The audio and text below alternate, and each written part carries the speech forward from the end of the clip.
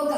ಯೋಗ ಮಾಡುವವನಿಗೆ ಯಾವುದೇ ದೈಹಿಕ ಕಾಯಿಲೆಗಳು ಬಾಧಿಸುವುದಿಲ್ಲ ಎಂಬುದು ಎಷ್ಟು ಸತ್ಯವೋ ಹಾಗೆ ಮಾನಸಿಕ ಆರೋಗ್ಯವು ಕೂಡ ಅಷ್ಟೇ ಸ್ಥಿರವಾಗಿರುತ್ತದೆ ಎಂಬುದು ಅಷ್ಟೇ ಸತ್ಯ ಎಂಬುದನ್ನು ಇಡೀ ಜಗತ್ತೇ ಒಪ್ಪಿಕೊಂಡಿದೆ. ನಾವು ಯೋಗದ ಮಹತ್ವವನ್ನು ತಿಳಿಯುವ ಮುನ್ನ ನಿಜವಾದ ಯೋಗ ಎಂದರೇನು ಎಂಬುದನ್ನು ಅರ್ಥ ಮಾಡಿಕೊಳ್ಳುವುದು ಬಹಳ ಮುಖ್ಯವಾಗಿದೆ.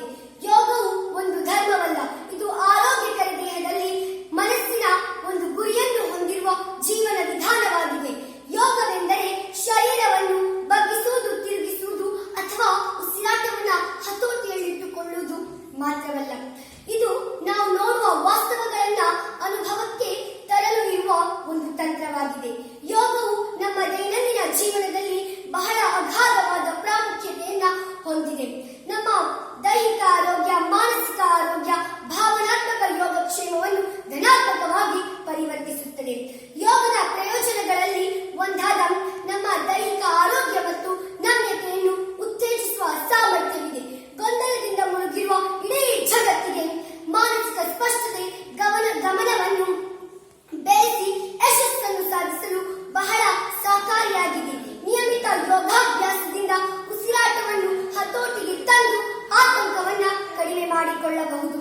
ಹಾಗೆ ಒತ್ತಡವನ್ನು ನಿಯಂತ್ರಿಸುವ ಮತ್ತು ಒತ್ತಡವನ್ನು ತಡೆಯಲು ಇರುವ ಬಹಳ ಶಕ್ತಿಯುತವಾದ ಅಸ್ತ್ರವೆಂದರೆ ಅದು ಯೋಗ.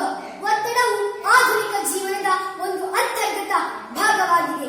ಸಾರ್ಥಕ ಜೀವನವನ್ನು ನಡೆಸಲು ದೈಹಿಕ ಆರೋಗ್ಯ ಎಷ್ಟು ಮುಖ್ಯವೋ ಹಾಗೆ ಭಾವನಾತ್ಮಕ ಯೋಗಕ್ಷೇಮವು ಕೂಡ ಅಷ್ಟೇ ಮುಖ್ಯವಾಗಿರುತ್ತದೆ. ಯೋಗವು ಸ್ವಯಂ ಅರಿವು ಮತ್ತು ಆತ್ಮಾವಲೋಕನವನ್ನು ಉತ್ತೇಜಿಸುತ್ತದೆ.